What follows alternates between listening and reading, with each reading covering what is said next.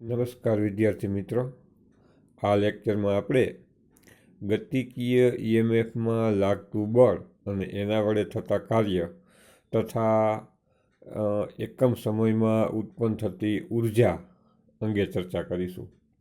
તો આગલા લેક્ચરમાં જે આપણે ગતિકીય ઈએમએફનો અભ્યાસ કર્યો હતો, આ એની જ આકૃતિ છે. એમાં એક આ યુ કે સી આકારની ફ્રેમ ઉપર સળિયો PQ છે એ અંદરની દિશામાં ગતિ કરે છે વી વેગથી. L લંબાઈનો સળિયો છે, PQ લંબાઈ L જેટલી લેવાની છે. અને ત્યારે X જેટલા અંતરે સળિયો હોય આરથી, ત્યારે એમાં ઉત્પન્ન થતા ગતિકીય ઈએમએફનું સૂત્ર આપણે નેક્સ્ટ લેક્ચરમાં તાર્યું હતું. ઈએમએફ બરાબર BLV. એમાં માઇનસ નિશાની આવતી, -BLV. એ માઇનસ નિશાની એટલા માટે આવતી લેન્સના નિયમને કારણે કે આ ઉત્પન્ન થતું ઈએમએફ છે એ વિરોધ કરતું, ગતિનો વિરોધ કરતું ચુંબકીય ક્ષેત્ર ઉત્પન્ન થાય, એ દિશામાં ઉત્પન્ન થાય, એટલે માઇનસ નિશાની આવતી. હવે એમાં જ આપણે આગળ વધવાનું છે, એટલે આ જે આકૃતિ છે એ આકૃતિ આપણે ફરીથી એક વખત જોઈ લીધી. આકૃતિમાં દર્શાવ્યા પ્રમાણે લંબચોરસ સુવાહક લો, એટલે કે આ એક લંબચોરસ સુવાહક લીધો છે, સળિયો એની પર સરકે એ રીતે રાખ્યો છે, જેની સરકે શકે તેવી PQ બાજુનો અવરોધ R છે. આ બધું સુવાહક જ છે, પણ એની અંદર R અવરોધ છે ને એ આ PQ ભુજાનો અથવા તો સળિયાનો છે. બાકીનો જે તાર છે એનો અવરોધ છે એકદમ અવગણી શકાય એવો નાનો રાખવાનો છે. બાકીની બાજુઓ QR, RS અને SP ના અવરોધ એ Rની તુલનામાં અવગણ્ય છે. એટલે 4×4નો ટોટલ અવરોધ ગણો તો એ PQનો જે અવરોધ થાય એટલો જ થાય.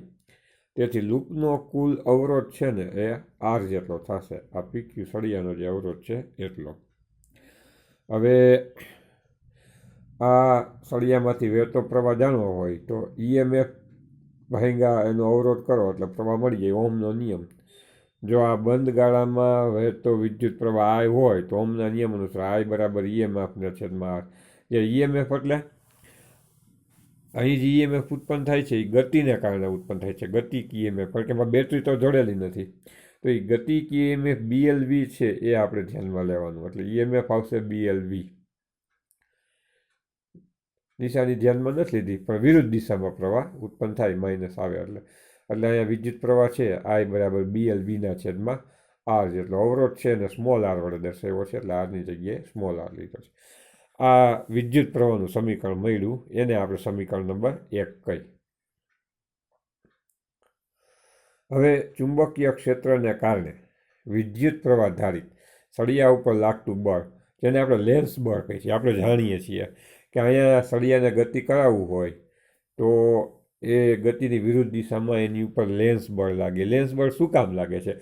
તો એક તો આ સળિયો છે ચુંબકીય ક્ષેત્રમાં ગતિ કરે છે એને કારણે લાગે છે.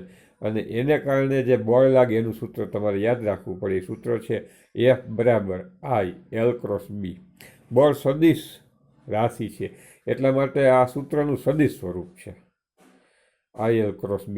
પણ જો ખાલી મૂલ્ય જોતું હોય તો પછી આ સદિશ ગુણાકાર ધ્યાનમાં લેવાનો રહેતો નથી. ખાલી ત્રણેયનો સાદો ગુણાકાર I, L અને B નો કરી નાખો તો તમને ખાલી બળનું મૂલ્ય મળે ILB. એટલે આમ F બરાબર I/L×B એ સળિયાની ગતિની વિરુદ્ધ દિશામાં લાગતું લેન્સ બળનું સૂત્ર છે. એનું મૂલ્ય ILB, એને કહી દો સમીકરણ નંબર 2. હવે આ જે સૂત્ર છે એમાં આઈનું સૂત્ર તો આપણે ઓલરેડી તારવી જ લીધું સમીકરણ 1માં BLV/R. તો આઈની કિંમત છે તમે ટ્રાન્સફર કરી દો એટલે આઈની જગ્યાએ આવી જશે BLV/R. આ L અને B છે એમનેમ રહ્યા. હવે કાઉન્સ છોડી નાખો તો L નો સ્ક્વેર થાય અને B નો સ્ક્વેર થાય. V નો સ્ક્વેર નહીં થાય, V એક જ રહેશે સિંગલ, બાકી બધાનો સ્ક્વેર થઈ ગયો, છેદમાં R આવશે. એટલે આમ આપણને ગતિ કરતા સળિયા ઉપર લાગતા બળનું સૂત્ર મળી ગયું, F બરાબર B²L²V/R. હવે આપણે પાવર મેળવવો છે તો આ સૂત્ર તમારે યાદ રાખવું પડે. પાવરનું સૂત્ર છે F×V. જેવી રીતે પાવરનું સૂત્ર વિદ્યુત પ્રવાહ ગુણ્યા વિદ્યુત સ્થિતિમાનનો તફાવત થાય, એવી જ રીતે પાવરનું મિકેનિકલ પાવરનું બીજું સૂત્ર પણ છે બળ અને વેગનો ગુણાકાર. 11મા ધોરણમાં આવ્યું હતું આ સૂત્ર, એટલે હવે તમે યાદ રાખી લો P બરાબર F×V. તો એફનું સૂત્ર આપણે તાર્યું છે B²L² V છેદમાં R. એમાં V 1 હતો, હવે આ એફની કિંમત અહીંયા મૂકો તો વીનો સ્ક્વેર થઈ જશે, એટલે B²L² V² છેદમાં R. એટલે આ પાવરનું આપણને સૂત્ર મળી ગયું. અને વ્યાખ્યા અનુસાર પાવર એટલે એકમ સમયમાં ઉત્પન્ન થતી ઉર્જા. એટલે હકીકતમાં આ ઉર્જાનું સૂત્ર મળ્યું, એકમ સમયમાં ઉત્પન્ન થતી ઉર્જાનું સૂત્ર. ઉપરના સમીકરણ મુજબ એકમ સમયમાં ઉત્પન્ન થતી ઉર્જા એ યાંત્રિક ઉર્જા છે. તેને સમતુલ્ય વ્યય પામતી જૂલ ઉર્જા નીચે પ્રમાણે મેળવી શકાય. એટલે ઉર્જા સંરક્ષણના નિયમ અનુસાર જેટલી ઉર્જા ઉત્પન્ન થાય એ બીજા કોઈ સ્વરૂપમાં રૂપાંતરણ થઈ જાય, જેને આપણે વ્યય પામતી, એટલે કે બીજું સ્વરૂપ એટલે ઉષ્મા ઉર્જા, એમાં રૂપાંતર થઈ જાય, જેને આપણે વ્યય પામતી ઉર્જા કહી. તો આ રૂપાંતર થતી ઉષ્મા ઉર્જા કેટલી એનું આપણે સૂત્ર મેળવવું હોય તો એ જૂલનો નિયમ છે, P = I²R, એના ઉપરથી મેળવી શકાય છે. જ્યાં આઈનું સૂત્ર આપણે ઓલરેડી મેળવી લીધું, આઈનું સૂત્ર અહીંયા મેળવ્યું હતું આપણે સમીકરણ 1માં BL V/R, એનો સ્ક્વેર કરી અને આપણે અહીંયા મૂકવાનું થાય I², એટલે B²L² V²/R². આ આઈની સ્ક્વેર કરીને કિંમત મૂકી અને એને ગુણ્યા R, તો એક અંશનો R ને છેદનો R કેન્સલ થઈ જાય, તો છેદમાં એક જ R વધશે. આમ વ્યય પામતી જૂલ ઉષ્મા 1 સેકન્ડમાં વ્યય પામતી ઉર્જા એ આપણને મળી ગઈ B²L² V²/R. તો આ બે સૂત્ર જુઓ તમે સમાન જ થયા, એકમ સમયમાં વ્યય પામતી ઉર્જા અને એકમ સમયમાં ઉત્પન્ન થતી ઉર્જા, ઇલેક્ટ્રિક ઉર્જા, ઇલેક્ટ્રિક પાવર છે એટલો જ અહીંયા જૂલ ઉષ્મા સ્વરૂપે વ્યય પામે છે. બે એક સમાન છે, એટલે ઉર્જા સંરક્ષણ નિયમનું પાલન થાય છે. આમ વ્યય થતી ઉર્જા છે B²L² V²/R જેટલી મળે છે. આમ ભુજા PQને ખસેડવા માટે જરૂરી યાંત્રિક ઉર્જા પ્રથમ વિદ્યુત ઉર્જા, એટલે કે પ્રેરિત EMFને કારણે જે આપણને ઉર્જા મળી હતી એને આપણે વિદ્યુત ઉર્જા કહી. પહેલાં વિદ્યુત ઉર્જા સ્વરૂપે મળે છે અને પછી ઉષ્મા ઉર્જામાં રૂપાંતરિત થઈ છે, એટલે એનો વ્યય થાય છે. એટલે આમ આગળનો જે ટોપિક હતો આપણે ગતિકીય EMF, એની અંદર ઉર્જા કઈ રીતે ઉત્પન્ન થાય છે અને કઈ રીતે એનું રૂપાંતરણ થાય છે એની આપણે આ લેક્ચરમાં ચર્ચા કરી. હવે એના ઉપર આધારિત એક દાખલો છે એ આપણે ગણવાનો છે. ઉદાહરણ 6.8 આકૃતિ ઉપરથી છે. આકૃતિમાં લંબચોરસ વાહકની ભુજા PQને x = 0થી બહારની તરફ ગતિ કરવામાં આવે છે. એટલે હમણાં જે આપણે આકૃતિ ધ્યાનમાં લીધી છે ને એના કરતાં આને એમાં અંદર તરફ ગતિ કરાવતા હતા સળિયાને. આ PQ સળિયો અથવા તો ભુજા છે અને આપણે આમ બહાર તરફ ગતિ કરાવવાની છે, ગતિ કરવામાં આવે છે. એક સમાન ચુંબકીય ક્ષેત્ર સમતલને લંબ છે અને x = 0થી x = b સુધી વિસ્તરેલ છે. તો x > b માટે ચુંબકીય ક્ષેત્ર શૂન્ય છે. એટલે કહેવાનો મતલબ શું છે કે આપણે જે થિયરી ભણ્યા એમાં ચુંબકીય ક્ષેત્ર છે ટોટલી વિતરિત છે. તો જ્યારે અહીંયા અડધા સળિયા સુધી ચુંબકીય ક્ષેત્ર છે અને અડધા વિસ્તારમાં ચુંબકીય ક્ષેત્ર નથી. x = 0થી x = b ની વચ્ચે ચુંબકીય ક્ષેત્ર છે, પછી x = b થી x = 2b ની વચ્ચે ચુંબકીય ક્ષેત્ર નથી. x = 0થી x = b સુધી ચુંબકીય ક્ષેત્ર છે અને x > b માટે શૂન્ય છે. માત્ર ભુજા PQ જ નોંધપાત્ર અવરોધ R ધરાવે છે. જ્યારે PQને અચળ ઝડપ v સાથે x = 0થી x = 2b સુધી બહાર તરફ ખેંચવામાં આવે, એટલે આ જે સળિયો છે એને 0થી લઈ અને અહીં સુધી x = 2b સુધી લઈ આવવાનો છે અને ત્યારબાદ x = 0 ઉપર પરત લઈ આવવાનો છે. એટલે આને અહીંયા સુધી લઈ આવીને પછી પાછો 0 ઉપર લઈ આવવાનો છે. તો આવી પરિસ્થિતિનો વિચાર કરો. એમાં ફ્લક્સ, પ્રેરિત EMF, ભુજાને ખેંચવા માટે જરૂરી બળ અને જૂલ ઉષ્મા તરીકે વ્યય થતા પાવર માટેના સૂત્ર મેળવો અને અંતર સાથે આ રાશિઓ બદલાવને રેખાંકિત કરવાનો મતલબ આકૃતિ પણ દોરવાની છે. આના સિવાયની ગ્રાફ, ટૂંકમાં આકૃતિ એટલે એક પ્રકારનો એ ગ્રાફ જેવું આપણે દોરવાનું છે. હવે સૌપ્રથમ ફ્લક્સનું સૂત્ર છે બી ગુણ્યા એ એટલે ક્ષેત્રફળ, ક્ષેત્રફળ એટલે લંબાઈ ગુણ્યા પહોળાઈ, એટલે લંબાઈ એલ અને પહોળાઈ એક્સ છે ને એ બી જેટલી લેશું, કારણ કે આ અંતર છે એક્સ એ આપણને અહીંયા 0થી લઈ અને બી જેટલું મળે છે, એટલે એક્સ બરાબર બી લઈ તો ફ્લક્સનું સૂત્ર થાય ફાઈ બરાબર બી ગુણ્યા એલ ગુણ્યા બી, એક્સની જગ્યાએ બી લેવાનું. હવે ફ્લક્સનું સૂત્ર થઈ ગયું બી એલ બી. હવે આ ફ્લક્સ ઉપરથી ઉત્પન્ન થતું ગતિક ઈએમએફનું સૂત્ર આપણે મેળવ્યું છે માઇનસ બી એલ વી, એટલે અહીં ફ્લક્સમાં ફેરફાર થાય છે એટલા માટે માઇનસ બી એલ વી જેટલું ઈએમએફ ઉત્પન્ન થશે. પણ ક્યાં સુધી? 0થી શરૂ કરી અને બી સુધી, એટલે કે સળિયો જ્યારે અહીંથી ગતિ કરવાની શરૂઆત કરશે એટલે ફ્લક્સમાં ફેરફાર થતો થતો ક્યાં સુધી થશે? અહીંયા સુધી સળિયો પહોંચશે ને ત્યાં સુધી ફ્લક્સમાં ફેરફાર થશે, એટલે ત્યાં સુધી ઈએમએફ ઉત્પન્ન થશે 0થી બી સુધી.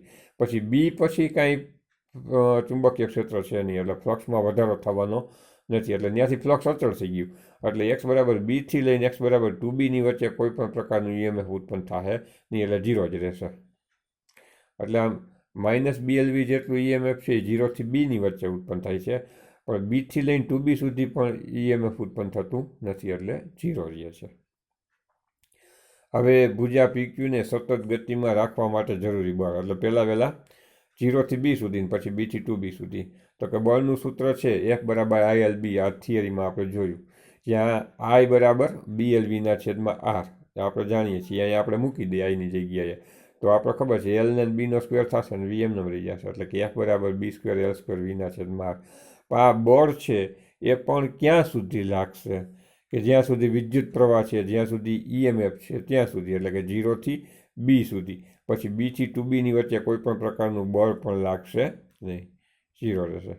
એ જ રીતે વ્યય થતી ઉષ્માનું સૂત્ર છે પી બરાબર આઈ સ્ક્વેર આર, અથવા પી જે વડે દર્શાવો તો પી જે બરાબર આઈ સ્ક્વેર આર, અને આઈનું સૂત્ર આપણે જાણીએ છીએ બી એલ વીના છેદમાં આર, પણ એનો સ્ક્વેર કરીને મૂકવાનું, એટલે કે બી સ્ક્વેર એલ સ્ક્વેર વી સ્ક્વેરના છેદમાં આર સ્ક્વેર, એક આર ઉડી જાય તો બી સ્ક્વેર એલ સ્ક્વેર વી સ્ક્વેરના છેદમાં આર. આટલો પાવરનો વ્યય થાય, પણ ક્યાં સુધી? જ્યાં સુધી પ્રવાહ હોય ત્યાં સુધી. પ્રવાહ 0થી બીની વચ્ચે જ ઉત્પન્ન થવાનો છે, એટલે 0થી બીની વચ્ચે આટલો પાવર છે એ આપણને વ્યય થતો જોવા મળે. પછી બીથી 2બીની વચ્ચે કોઈ પણ પ્રકારનો પાવર છે એ વ્યય થતો નથી. એટલે આમ જ્યારે આપણે સળિયાને 0થી લઈ અને 2બી સુધી લઈ જાય તો 0થી બી સુધી પાવરનો વ્યય થાય છે, પછી બીથી 2બી સુધી પાવરનો વ્યય થતો નથી. એવી જ રીતે ફરીથી ઉલટું લઈ જાય અંદરની તરફ, 2બીથી બી સુધી લઈ જાય તો પણ કાંઈ પણ પ્રવાહ મળવાનો નથી કે પાવરનો વ્યય થવાનો નથી, બળે લાગવાનું નથી. પણ બીથી 0 સુધી લઈ જાય ત્યારે ફરીથી આપણને બળે લાગશે અને પાવરે જોવા મળશે. જે આગળ જોવા મળ્યું હતું એ જ, ખાલી દિશા એની ઉલટી જાય. અહીં એક્સ બરાબર 2બીથી એક્સ બરાબર 0, એટલે અંદરની તરફ પાછા આવી ત્યારેની અંદર ગતિ માટે સમાન સૂત્રો મળે છે, જે આકૃતિ દ્વારા સમજી શકાય છે. એટલે એ આકૃતિ આપણે જે દોરવાની છે એ પણ આપણે સમજી લઈએ. અહીં વાય અક્ષ ઉપર આપણે જુદી જુદી ભૌતિક રાશિઓ દર્શાવીશું, આ પાવર, બળ, ફ્લક્સ વગેરે, અને એક્સ અક્ષ ઉપર આપણે સળિયાએ કાપેલું અંતર દર્શાવ્યું હતું. તો એક્સ બરાબર શરૂઆતમાં સળિયો 0 ઉપર છે, ત્યાંથી એ ગતિ કરીને બી સુધી જાય, ત્યાંથી ગતિ કરીને 2બી સુધી જાય, એટલે આ બહારની તરફ ગતિ હતી. ત્યાંથી પાછી ઉલટી દિશામાં ગતિ કરે, એટલે અંદરની તરફ 2બીથી લઈને પાછો બી સુધી આવે, ત્યાંથી પાછો 0 ઉપર આવે. તો આ દરેક ભૌતિક રાશિમાં શું ફેરફાર થાય? શરૂઆત કરીએ ફ્લક્સથી. તો 0થી ગતિ કરે ત્યારે તો ફ્લક્સ કાંઈ સંકળાયેલું જ નથી, કારણ કે કોઈ ક્ષેત્રફળ નથી. પછી જેમ જેમ સળિયો ગતિ કરતો જાય તો જ્યાં સુધી ચુંબકીય ક્ષેત્ર વધતું જાય, બી સુધી ચુંબકીય ક્ષેત્ર છે ત્યાં સુધી વધતું જાય, એટલે ત્યાં સુધી ફ્લક્સ છે વધતું જાય. હવે તમે બીથી 2બી સુધી જાઓ તો ત્યાં ચુંબકીય ક્ષેત્ર કાંઈ છે નહીં, એટલે જેટલું વધી ગયું એટલું એમને રહે. હવે ચુંબકીય ક્ષેત્ર બદલતું નથી. ક્યાં સુધી? 2બી સુધી, એટલે ત્યાં ચુંબકીય ફ્લક્સ એ અચળ થઈ ગયું. ફ્લક્સ કેટલું? તો કે હમણાં જ આપણે સૂત્ર મેળવ્યું બી ગુણ્યા એલ ગુણ્યા બી, એક્સ બરાબર બી જેટલું મહત્તમ ફ્લક્સ મળે. એક્સની જગ્યાએ બી જેટલું મળે છે, એટલે એક્સની જગ્યાએ બી લખો. 2b સુધી પહોંચી ગયા ત્યાં સુધી કંઈ ફ્લક્સ હવે બદલ્યું નહીં, મહત્તમ જેટલું હતું BL બી જેટલું એટલું જ રહ્યું. ત્યાંથી પાછા અંદર તરફ આવો, વિરુદ્ધ દિશામાં ગતિ કરો, તો ફરીથી બી સુધી પહોંચો તમે, ત્યાં સુધી ચુંબકીય ક્ષેત્ર બદલતું નથી, એટલે ફ્લક્સ બદલતું નથી. પણ પછી બીથી પાછા 0 તરફ જાઓ, એમ ચુંબકીય ક્ષેત્ર હવે ધીમે ધીમે ઘટતું જાય છે, એટલે ફ્લક્સ ઘટતું જાય અને અંતે 0 થઈ જાય. એટલે આ રીતે 0થી લઈ અને બી સુધી ચુંબકીય ક્ષેત્ર હતું એટલે વધતું ગયું. પછી બીથી 2bની વચ્ચે ચુંબકીય ક્ષેત્ર નહોતું એટલે વધી ગયેલું હતું એટલું અચળ રહ્યું. 2bથી બી તરફ પરત ફર્યા તોય કાંઈ ચુંબકીય ક્ષેત્ર નહોતું એટલે હતું એટલું ને એટલું રહ્યું. પણ બીથી પાછા 0 તરફ જાઓ એમ ચુંબકીય ક્ષેત્ર છે એ ઘટતું જાય છે. એને અનુલક્ષીને ઉત્પન્ન થતું BMF વિરુદ્ધ દિશામાં ઉત્પન્ન થાય, આગળ આપણે ચર્ચા કરી હતી. એટલે કે બી સુધી EMF ઉત્પન્ન થશે કારણ કે ફ્લક્સમાં ફેરફાર થાય છે, અને એ ફ્લક્સના ફેરફારને કારણે ઉત્પન્ન થતું ચુંબકીય ફ્લક્સ ગતિકીય EMF છે એ વિરુદ્ધ દિશામાં છે, એટલે એને આપણે -BLV વડે દર્શાવ્યું છે. પછી ફ્લક્સમાં ફેરફાર થતો નથી, અચળ થઈ ગયો એટલે EMF ઉત્પન્ન નહીં થાય.